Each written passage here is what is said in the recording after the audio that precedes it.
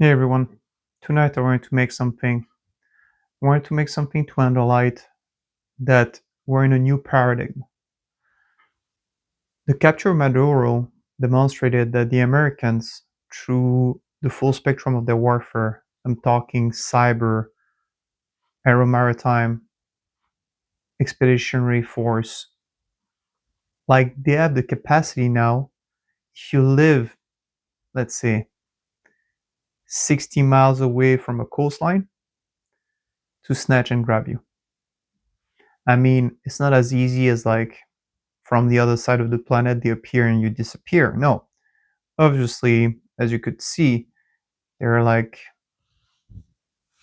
they had to set everything up. They had to show up. They had to, maybe a couple of assets were already there. Connect with the right people, look at the right spot, full pattern of life of your target, that kind of stuff. At the end of the day, doesn't matter. It's a demonstration. And in the future, you have to account for that when you do any kind of war gaming. If you try to, I love doing that because it has so many advantages.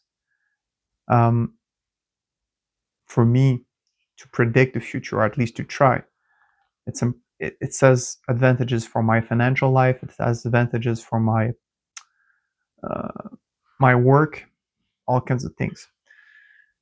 So now in the future, when I want to make a prediction about anything, I have to take in consideration that the Americans have that capacity to make you disappear. Let's call it this way. And obviously, the smaller the notoriety of the target and the easiest it is. But even for somebody like Maduro, that had like personal guards, um, it was in a military compound. It's a country that technically they have no control over. And however, they turn off the power on a full district. There's no light. People have no electricity. And out of a sudden, boom, everything blows up. What's going on? You know what I mean? You have to put yourself in the mind of those people. A lot of people are like, oh no, it's not possible that there's no casualty on the American side and so on. Surprise in the military strategy and tactics is one of the key elements. If you have surprise, even if to be honest, it didn't came to anybody as a surprise, but we knew it was in the air.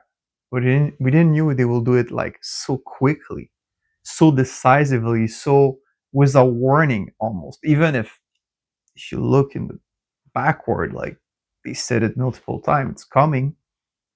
They didn't say when, but it's coming. Anyway, I'm digressing here. I want to keep it short anyway. Um, that was just for that. I'll try to do more content in the near future. If it's the first time you see me, please look at the other stuff I did in the past. I have some.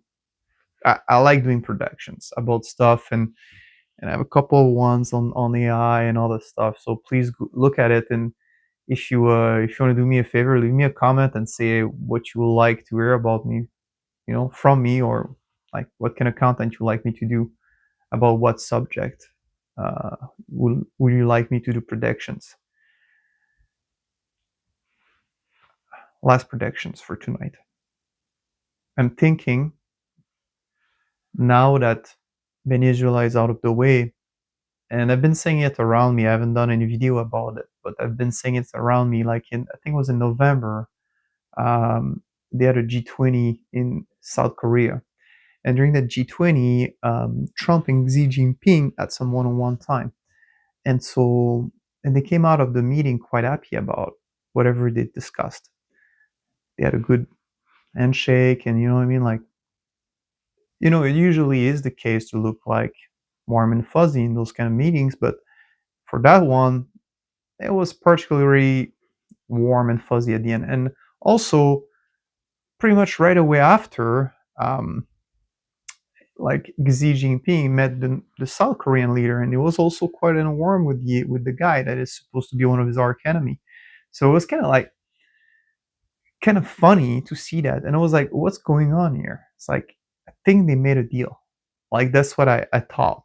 Like because that's what Trump does. And if to understand Trump properly, and this is not a matter of respect or disrespect for the character for the person, but he's a businessman. He's like he strike deals, and like for a businessman, sometimes like a good deal is the best deal you can make. And I think Trump made the deal like I get my hemisphere, I get my area, like I get the Americas, and I'll leave you alone with Taiwan. You do whatever you want there. But I'm pretty sure there were but there. I allow you to be a regional power. And I know Japan have been talking about the fact that they're not happy about it. So Japan may be a bit flustered about that, but I'm pretty sure the US still put it in conditions that Japan and South Korea are like out of play. They're like still be protected.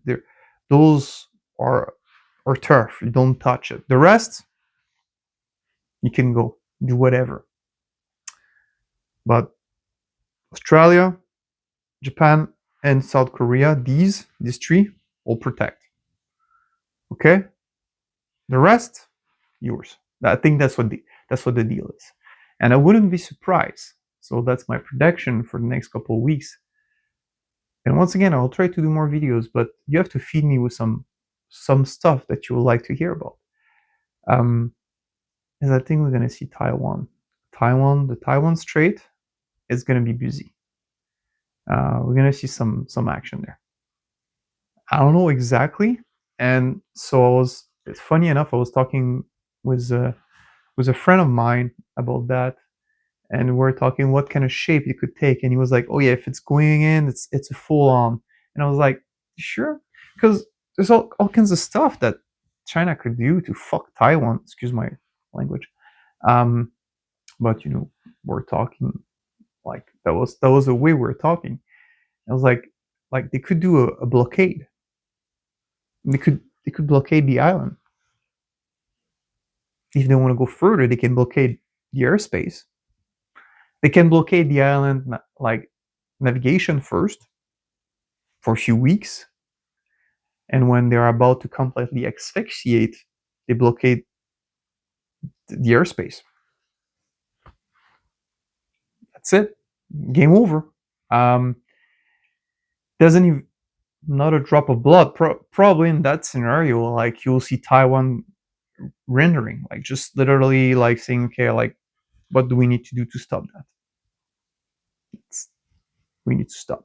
So there will be like a conditional like surrendering and whatever. And I think like all China wants from Taiwan is like a Hong Kong deal.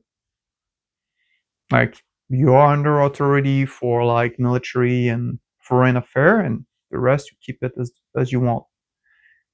Doesn't have to be like this for the rest of time, like the Hong Kong deal end up pretty sour for Hong Kongese because now like China, I mean, should I say Beijing? Beijing is technically in their affair, like politically and everything else, especially on the personal freedom. That was the Hong Kongese main concern when they reverted from the British Empire to China. They like I'm pretty sure they will prefer to be independent. I don't have the info on that, but I could do a research, and look it up. But I'm pretty sure they will prefer to be independent. At the end of the day, it doesn't matter. What matters is that's what China wants for Taiwan. They want some kind of like political status quo, and they want to be free to navigate around, and they don't want like basically a giant aircraft carrier just blockading. They are blockaded by Taiwan. That's the way they're perceiving it.